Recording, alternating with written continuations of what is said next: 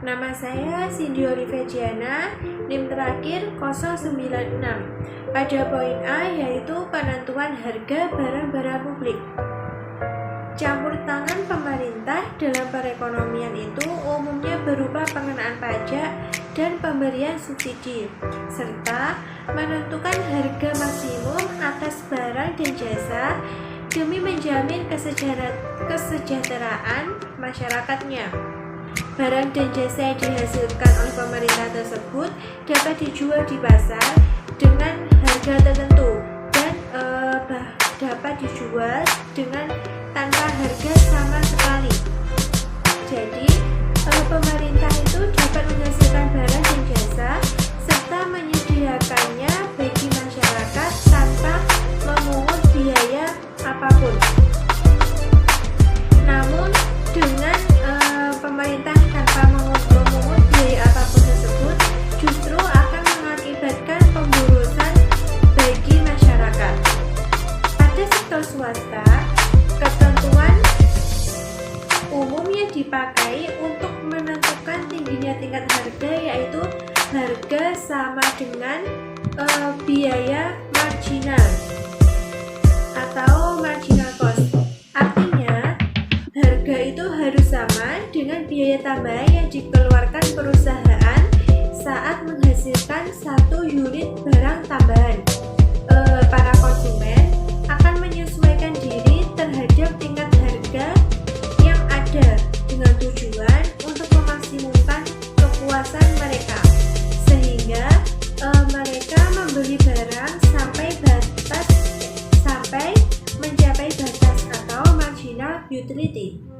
Pada sektor publik atau negara, dalam menetapkan tingkat harga dari barang yang dihasilkan, pemerintah sering menentukan tingkat harga di bawah tingkat harga yang sebenarnya. Misalnya, pemerintah itu tidak boleh mengambil keuntungan dari barang-barang yang dihasilkan, atau pemerintah harus menyediakan barang untuk kepentingan masyarakat dengan harga yang murah. Sehingga dengan begitu akan menimbulkan pemborosan dalam pemakaian barang, dan konsumen itu akan cenderung untuk meningkatkan penggunaannya terhadap barang atau jasa tersebut. Contohnya yaitu pemakaian air minum dan listrik. Pemerintah tidak mengambil keuntungan dari hasil penjualan tersebut, dan pemerintah dalam menentukan harga hanya menyamakan antara harga dengan biaya rata-ratanya. Pada kurva tersebut dijelaskan bahwa pemerintah sedang memonopoli produksi barang, anggap saja barang X, di mana barang tersebut merupakan barang produksi dari satu perusahaan yang bersifat untuk kepentingan umum atau public utility, seperti BBM sebagai bahan bakar minyak. Pada saat marginal cost sama dengan marginal revenue, perusahaan akan memaksimumkan labanya, di mana harga barang X berada di PO dan jumlah barang X yang dihasilkan berada di titik XO. Karena barang tersebut bersifat public utility dan tidak dimaksudkan untuk mencari laba, maka harga barang ditentukan sama dengan biaya rata-ratanya.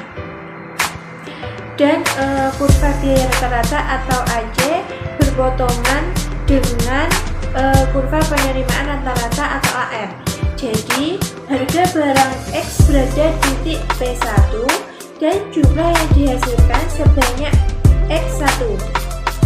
Apabila suatu perusahaan itu tidak dapat memperoleh laba murni, maka kecil kemungkinan bahwa perusahaan tersebut akan mengadakan ekspansi atau perluasan usaha. Oleh karena itu, perusahaan diwajibkan untuk menghasilkan barang dan jasa sebanyak mungkin untuk mencukupi kebutuhan masyarakat.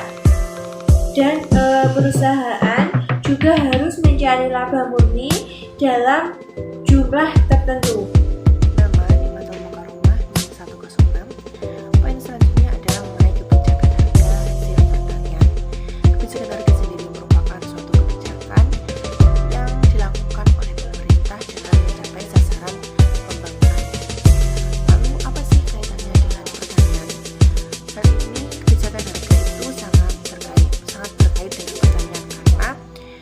kebijakan harga itu dapat diaplikasikan dalam produksi pertanian. Hal ini disebabkan oleh barang-barang hasil dari pertanian itu merupakan bahan mentah yang nantinya dapat dijadikan sebagai bahan energi maupun bahan setelah jadi. Lalu di samping itu sektor pertanian itu memiliki kaitan erat dengan sektor non pertanian, di mana dalam hal ini sektor pertanian itu menjadi pasar barang-barang ataupun jasa yang diperoleh dari sektor non pertanian. Selanjutnya adalah dalam kebijakan harga sendiri itu terdapat dua hal, yaitu kebijakan harga positif dan kebijakan harga negatif.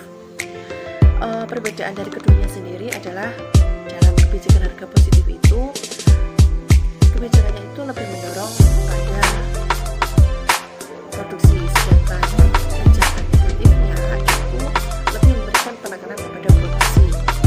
Selanjutnya, selain itu kebijakan harga juga menggunakan fungsi penawaran dan fungsi produksi, di mana fungsi penawaran di sini itu menunjukkan bahwa jumlah barang yang ditawarkan itu memiliki berbagai tingkatan dari barang-barang yang telah disediakan.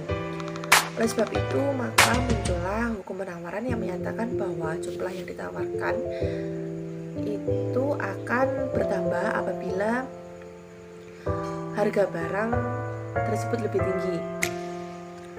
Dan dapat disimpulkan bahwa rumus fungsi penawaran adalah QA sama dengan F dalam kurung PA, S, F, X, T, di mana QA merupakan jumlah barang yang ditawarkan, PA merupakan harga barang, S merupakan jumlah input yang tersedia, F merupakan keadaan alam, X merupakan pajak atau subsidi, T merupakan tingkat teknologi.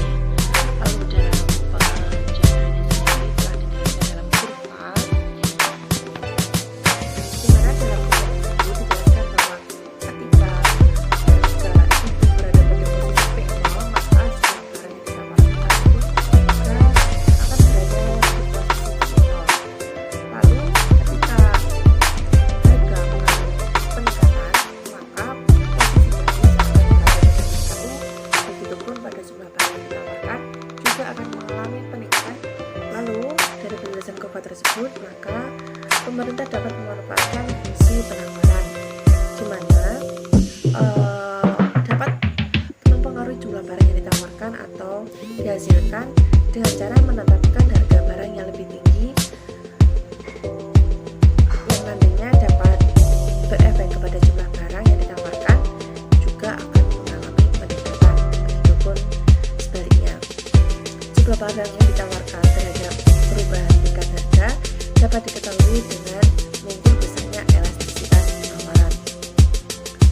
Dalam hal ini, elastisitas sendiri merupakan perbandingan antara presentase perubahan jumlah yang ditawarkan dengan presentase perubahan harga yang bersangkutan, di mana apabila perbandingan itu E kurang dari 1, maka dikatakan dengan penawaran inelastis sifatnya. Lalu jika E sama dengan 1, maka penawaran itu bersifat unitary, dan jika E lebih dari 1, penawaran itu bersifat elastis. Jadi penawaran elastis sendiri memiliki artian bahwa dengan perubahan harga yang sedikit akan dapat mendorong perubahan jumlah yang ditawarkan dalam presentase yang lebih besar. Nama Nilna Rizky Aula, NIM terakhir 131. Di sini saya akan membahas terkait dengan bab tanggapan harga di sektor pertanian. Nah, di sini menggunakan teori Cobweb atau teori sarang laba-laba yang menjelaskan mengenai harga produk pertanian yang menunjukkan fluktuasi tertentu dari musim ke musim. Nah, di sini tuh penyebab dari fluktuasi ini terjadi karena adanya reaksi yang terlambat dari time lag atau dari petani terhadap harga, seperti yang terlihat pada gambar kurva berikut. Kurva ini menunjukkan kondisi di mana pada musim 0 jumlah padi yang diproduksi itu atau yang dihasilkan pada waktu panen sebanyak Hi0 dengan kurva permintaan D. Maka harga yang terjadi di pasar ialah P0 karena hasil panen merupakan barang non-durable atau tidak tahan lama, sehingga jumlah produk Hi0 ini harus habis pada musim itu juga dengan harga P0. Nah, selanjutnya atas dasar harga yang berlaku, maka petani merencanakan produksinya untuk musim berikutnya atau musim ke-1 dengan harga P0 yang dianggap oleh petani akan tetap berlaku pada musim itu.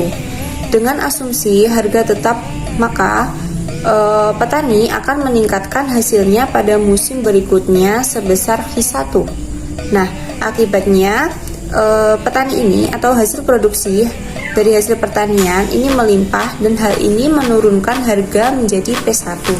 Begitu juga pada musim kedua dengan asumsi harga tetap, maka seperti yang berlaku pada musim ke-1, maka si petani ini akan mengurangi produksinya pada musim kedua. Berdasarkan hal tersebut, akibatnya, si produksi ini di pasar akan berkurang dan harga menjadi naik sebesar P2. Dari asumsi harga tetap kemudian dijadikan dasar bagi rencana produksi pada musim ketiga dan demikian seterusnya. Nah, apabila proses ini terus berlangsung, maka fluktuasinya akan semakin mengecil dan akhirnya akan mencapai titik keseimbangan atau titik equilibrium. Nah, pada titik tersebut, harga keseimbangannya adalah PE dan jumlah yang diproduksi sebanyak HIE. Nah, pada tingkat ini akan terjadi kestabilan. Kemudian dalam proses ini, tingkat harga menunjukkan fluktuasi atau naik turun dari musim ke musim, dari musim satu ke musim lainnya. Nah, disinilah proses tersebut disebut dengan teori cobweb atau teori sarang laba-laba. Kebijakan penyangga. Pemerintah memiliki dua kekuatan yang bertentangan. Yang pertama dari pihak konsumen yang menuntut harga pangan itu murah. Kemudian yang kedua, produsen, hasil produksinya itu harus dijual dengan harga yang mahal. Pemerintah harus melindungi kedua belah pihak tersebut melalui Badan Urusan Logistik atau Bulog yang bertujuan menentukan harga patokan, khususnya harga beras di Indonesia. Pemerintah menentukan harga yang pertama yaitu harga dasar atau floor price untuk melindungi produsen agar harga produk di pasar tidak turun lebih rendah daripada harga pasar tersebut. Kemudian yang kedua yaitu harga maksimum atau ceiling price untuk melindungi konsumen jangan sampai menderita karena harga pangan atau produk terlalu mahal. Kemudian mekanisme yang ditempuh adalah pada saat panen, di mana produksi padi berlimpah, harga produk cenderung turun. Untuk mencegah adanya penurunan harga padi, maka pemerintah yaitu melalui Badan Urusan Logistik harus mengadakan operasi pembelian beras di pasar langsung pada petani padi dapat melalui koperasi unit desa atau KUD.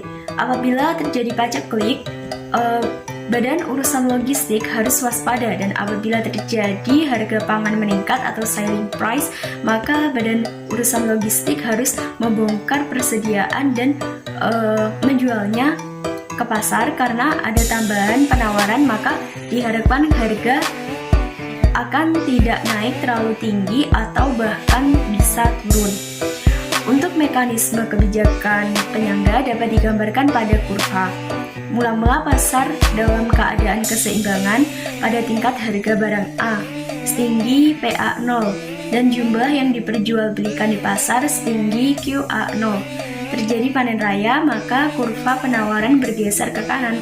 Misalnya menjadi S1 dan harga cenderung turun sesuai dengan perpotongan antara D0 dan S1 yang ternyata lebih rendah daripada harga pasar PA2. Untuk mencegah supaya harga tidak turun di bawah harga dasar, maka pemerintah dalam hal ini yaitu Badan Urusan Logistik harus turut membeli hasil panen padi sehingga kurva permintaan pasar bergeser ke kanan menjadi D1 sampai memotong kurva penawaran S1 tepat pada harga dasar PA2. Keadaan sebaliknya terjadi apabila terdapat musim paceklik, maka kurva penawaran bergeser ke kiri dari S0 ke S1 dan harga terjadi pada perpotongan antara S1 dan D0 yang lebih tinggi daripada perpotongan antara S1 dan D0 yang lebih tinggi daripada harga atas PA1. Untuk melindungi konsumen, maka Badan Urusan Logistik dapat mencegah naiknya harga itu dengan turut menjual beras di pasar, yang berarti menggeser kurva penawaran pasar ke kanan menjadi S1 sehingga berpotongan dengan kurva permintaan D0 pada harga atas PA1. Jadi berhasil atau tidaknya kebijakan penyangga itu tergantung pada tersedianya dana untuk operasi, bila mana yang ada terbatas misalnya. Sedangkan harga cenderung merosot terus, maka Badan Urusan Logistik tidak akan mampu mengatasi masalah merosotnya harga gabah lebih lanjut. Oleh karena itu, Badan Urusan Logistik perlu didukung dengan dana yang kuat, yaitu dengan dana non-budgetaire yang berupa kredit dari Bank Indonesia. Poin C. Kurs devisa. Ada sistem devisa di Indonesia pada tahun 1998, yaitu menganut sistem devisa mengambang atau yang biasa disebut dengan floating exchange rate system. Artinya kurs devisa dapat berubah-ubah sesuai dengan permintaan dan penawaran pasar akan valuta asing. Di sini pemerintah tidak perlu campur tangan dalam penetapan tinggi rendahnya kurs valuta asing. Kemudian ada sistem devisa tetap atau yang biasa disebut dengan fixed exchange rate system, yang berarti kurs valuta asing yang dipertahankan oleh pemerintah untuk tidak berubah sepanjang waktu. Pemerintah perlu campur tangan melalui bank sentral untuk mengendalikan kurs devisa yang telah ditetapkan. Ada penganut setia dari sistem devisa tetap, yaitu Republik Rakyat Cina. Manfaat dari kurs devisa sendiri adalah untuk melakukan pembelian valuta asing apabila kurs devisa cenderung turun dan untuk dijual apabila kurs devisa cenderung naik. Kurs devisa yang baik adalah yang stabil, di mana tidak naik dan juga tidak turun. Dengan kurs devisa yang stabil, para eksportir dan para importir dapat melakukan perencanaan produksi dan perdagangan yang baik dan jelas.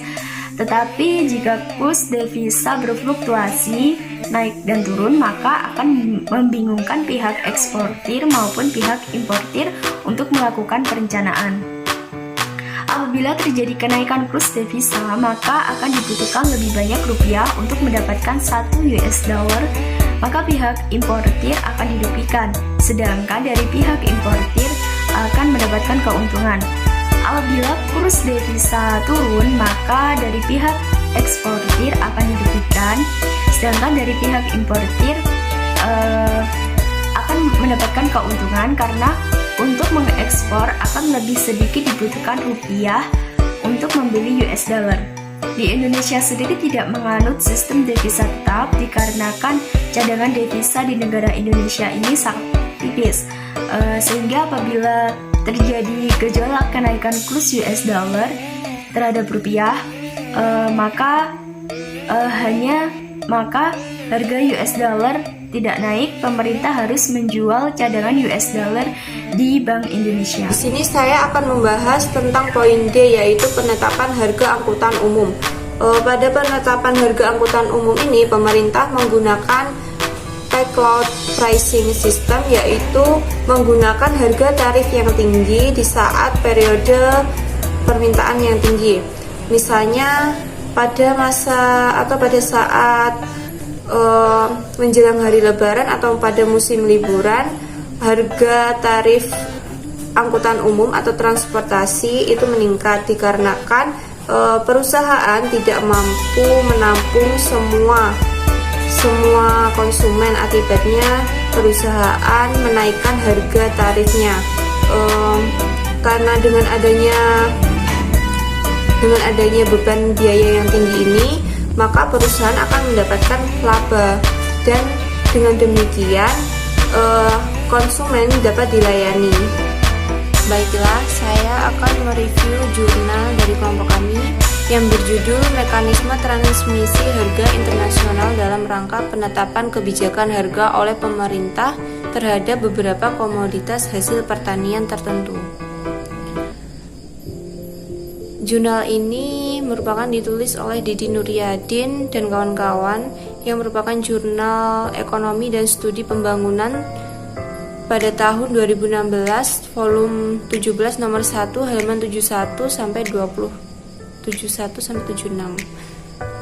Salah satu peran pemerintah yang diperlukan untuk melengkapi dan mengoreksi mekanisme pasar yang terkait dengan harga komoditas pertanian ialah dengan penetapan kebijakan harga, yang dimana penetapan kebijakan harga ini merupakan pedoman pemerintah dalam menetapkan harga di tingkat produsen dan harga di tingkat konsumen. Nah, ketersediaan data dan informasi yang mutakhir yang terkait dengan harga, ekspor, impor, penawaran, permintaan, dan indikator ekonomi dan perdagangan lainnya, serta berbagai peristiwa yang sangat dibutuhkan. Kemudian informasi ini akan menjadi sebuah dasar dalam melakukan kajian pasar, pengambilan kebijakan, penetapan peraturan, pembinaan oleh instansi pembina, serta sebagai pertimbangan dalam mengambil langkah bisnis yang tepat bagi para pelaku usaha. Pada perdagangan dalam negeri, harga komoditi tersebut pada umumnya akan ditentukan oleh para pedagang. Sedangkan dalam kenyataannya, petani sebagai produsen komoditas pertanian kurang mampu dalam menciptakan bargaining position dalam penciptaan harga. Nah, petani selalu kurang diuntungkan sebagai produsen di sini dalam rantai perdagangan, baik lokal maupun internasional. Karena hal itu, maka diperlukan suatu tinjauan akademis secara mendalam terkait dengan mekanisme transmisi harga internasional dalam rangka penyusunan kebijakan pemerintah dalam pengendalian harga melalui penetapan harga komoditas pertanian tertentu. Pengendalian harga ini dalam rangka menjamin stabilitas harga komoditas pertanian sehingga dapat menunjang dan menjamin stabilitas perekonomian masyarakat secara nasional. Dalam kerangka teori, sebenarnya banyak penelitian yang dilakukan. Salah satunya adalah World Bank pada tahun 2012 yang memperoleh kesimpulan bahwa transmisi ini dianggap penting karena transmisi harga pangan internasional untuk harga domestik itu sangatlah penting untuk mengejar keunggulan berbasis komparatif, produksi pertanian yang berkelanjutan, dan untuk memastikan produksi dalam negeri merespon kelangkaan pangan global. Dari jurnal ini dibentuk rumusan masalah, yaitu bagaimana mekanisme transmisi harga internasional dalam rangka untuk menyusun kebijakan pemerintah dan mengendalikan harga melalui penetapan harga komoditas pertanian. Dan tujuan dari penelitian ini bertujuan untuk menganalisis mekanisme transmisi harga internasional dalam rangka untuk penyusunan kebijakan pemerintah dalam pengendalian harga melalui penetapan harga komoditas pertanian tertentu. Pengendalian harga ini untuk menjamin stabilitas harga komoditas pertanian sehingga dapat menunjang dan menjamin stabilitas perekonomian masyarakat secara nasional. Untuk metode penelitian yang digunakan dalam jurnal ini adalah alat analisis yang digunakan ialah regresi dengan periode data yang digunakan Mei 2009 sampai dengan Desember 2013. Kemudian hasil penelitiannya menunjukkan bahwa kenaikan harga eceran meningkatkan harga di tingkat produsen yang mengindikasikan bahwa pasar cabai merah, daging ayam, dan ikan segar tidak terintegrasi dengan sempurna, di mana nilai elastisitas transmisi harga cabai merah ialah 0,096 atau kurang dari 1, yang dimana ini artinya jika terjadi perubahan pada harga eceran 1%, maka terjadi perubahan pada harga eceran sebesar 0,09%. Dan dengan demikian elastisitas transmisi harga bersifat inelastis. Selanjutnya pada daging ayam, nilai elastisitasnya yaitu 0,867 atau kurang dari 1, yang artinya jika terjadi perubahan harga konsumen 1% menyebabkan perubahan harga produsen 0,867%. Perubahan harga eceran ini tidak tertransmisikan secara sempurna ke harga produsen.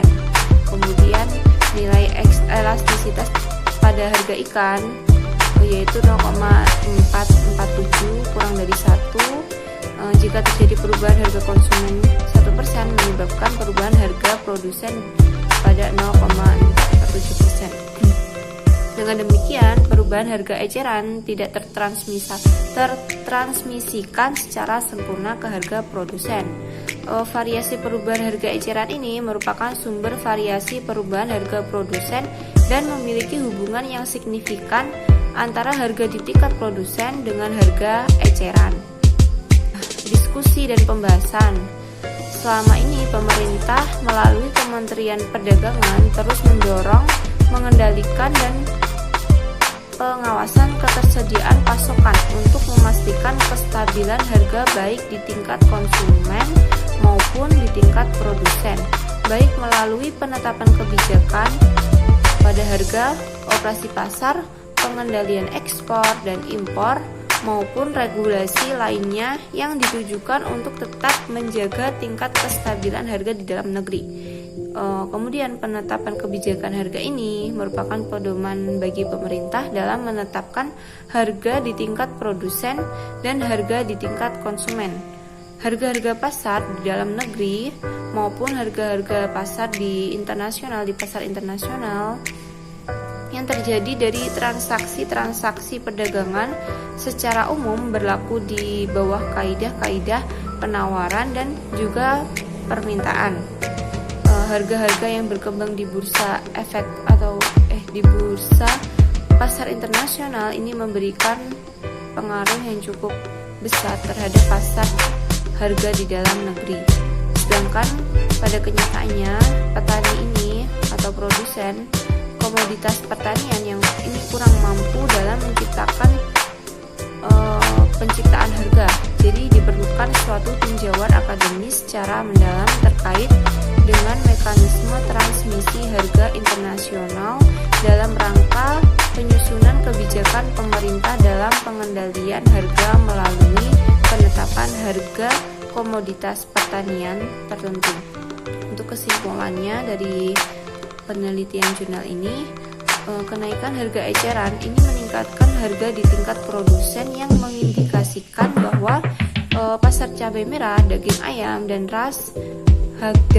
ras dan ikan segar tidak terintegrasikan dengan sempurna.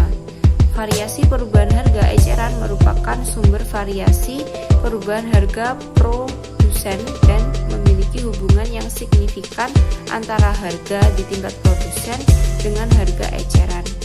Dan perubahan harga eceran ini tidak transmisikan secara sempurna ke harga produsen, di mana kenaikan harga eceran mendorong kenaikan harga produsen.